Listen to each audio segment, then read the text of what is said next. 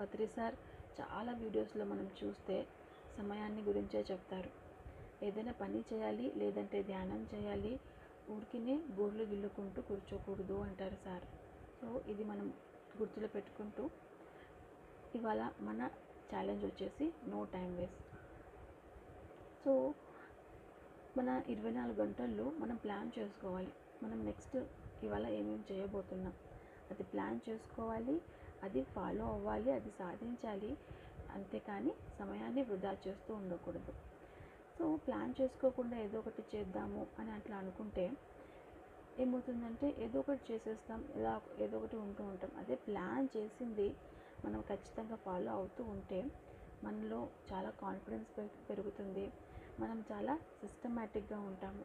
So ఇవాళ మన challenge వచ్చేసి సమయాన్ని వృధా చేయకూడదు, మన 24 గంటలు మనం ప్లాన్ చేయాలి.